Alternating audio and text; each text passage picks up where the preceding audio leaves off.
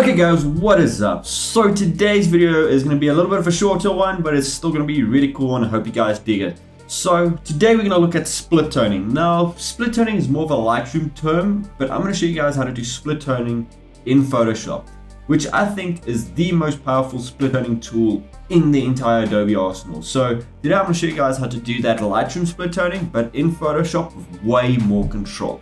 So firstly I want to show you guys, firstly, bring up a solid color. Now it can be any color you want. Now for today I want a little sunset glow, so maybe a bit lighter, so yeah, right about there. So this is where it gets interesting. Now you've got this perfect sunset glow. As you can see, the entire photo has got a sunset on it. So now next, check this. Next up, soft light. Boom, now we got Armageddon. Place is on fire, everything looks like it's about to burn. Looks like I've taken this photo from inside of a fire. Yeah, looks pretty fucked right now, doesn't it? So now you guys can probably many of you guys have kind of clicked over right now, but bear with me. I'm gonna show you guys right now why this is the most fucking coolest tool in this entire Adobe system. Okay guys, so now I'm going to explain to you quickly why this is the most powerful tool in the whole Adobe arsenal. So now, right here, as you can see, there is a sunrise coming up from down the street, as you can say, probably behind this building over here. But yeah, sunrise right about there. Now as you can see, I've kind of lost a little bit of that glow coming on this road. As you can see, there's a little bit of like a streak of light coming from down this road.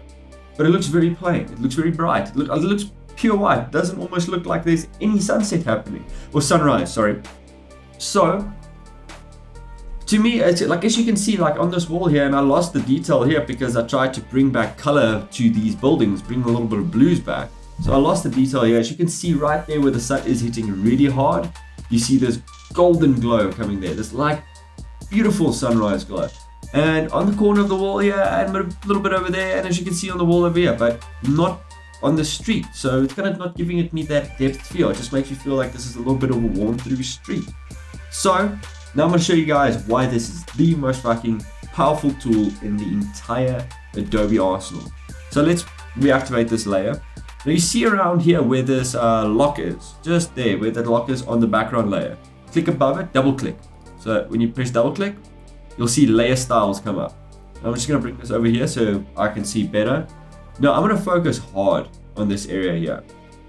Now the reason why, I'm going to just tell you guys, the reason why I find this is the most powerful way of doing split toning in Photoshop is because of, in Lightroom, you can adjust the saturation, but you cannot adjust the opacity really well. The opacity slider is kind of actually just what happens is, like Lightroom, when you say split toning, it gives you highlights and shadows. Now Lightroom already defines where the highlights is and already defines where the shadows are.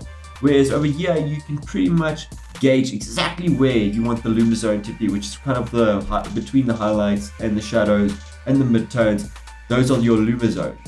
So now I'm going to show you guys why this one is way more powerful with the fact that you don't have that problem of saturation and opacity. It already looks very saturated, but toned down with soft light, the blend mode option. So right here, as you can see, blend if, leave it on gray, and you see that underlying layer. You guys see these little markers here, this marker there and that marker there.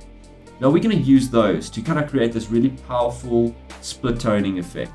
So as you guys can see, when I just normally click on them and drag them, I'm dragging them away from the dark areas, I'm dragging away from the shadow.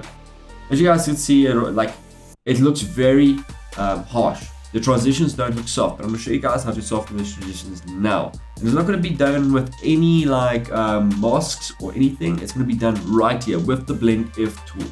So I'm just going to adjust this thing. As you can see, you can adjust it from the light areas as well if you want to take it out of the most brightest areas. And there it is. You see that little piece there? It looks shit. So yeah, let's move that fucking back before I destroy this entire photo. So for me, I still want to bring this down a little bit more until it kind of hits right there where the street is, where I want it to be. You see there? Now that still looks very harsh. So now, Alt or Option key, hold that down. And as you can see, this thing has got a line in the middle. So I'm going to click on the right side of the line. And I'm going to drag this over here. And as you see, the further I'm dragging it, the softer it's getting. Going more and more softer. So it's giving me a little bit more of a graduated effect. So it's not affecting everything almost very evenly. It is dispersing depending on which luma zone I'm hitting. So now I'm using big words, but that is the kind of term for it. So it's dispersing between the brighter and the darker areas, if I have to actually state it in a proper way. So right here is about fine. I think that's okay. Maybe just a little bit more in darker areas. There we go. See, now that popped back in. Now I know this already still looks a lot better, but it still looks very bright. As you can see, if I flick this on and off, see how it's lit up like the lighter areas where this, like, I think that's where it's a reflection from the building alongside it. It's coming in and it's brightening up this side of the wall, and it's brightening up that side of the wall, a little bit more of a golden glow, but it's a little bit too harsh right now. But the reason why we left the opacity till last is so that we got to see exactly where we want the bright, or where we want the color to be, where we want the sunrise color to be. So now all we do is you just click on opacity, and all you do is you just scale it down to where it starts looking a little bit more natural. So for me, around here at, I think 55 looks good. Now flick it on and off. You see, I haven't lost almost any color in the buildings. You still have a little bit of goldness coming through in some of the areas in the buildings, but it's so much less than what it was. There you guys go. That's how to create a little bit of a sunrise with split toning in Photoshop, a way more powerful way of split toning your photos. So if you guys like that video, you know that thumbs up button, you get to click it. If you didn't like it, there's a thumbs down button as well, but I don't know why you would do that. If you guys have any other ideas for videos, any things that you want to know, because that helps me help you a little bit more, comment down below. I do respond and I love hearing from you guys.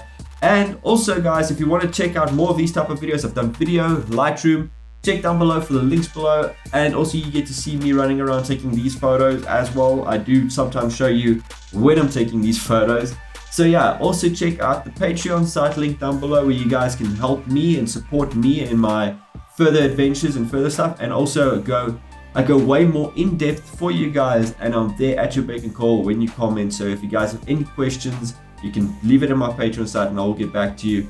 And I go in way more depth in different Photoshop actions and different Photoshop skills, and also there's some perks if you guys sign up. So guys, don't forget to subscribe, and I'll see you guys in the next video. Peace!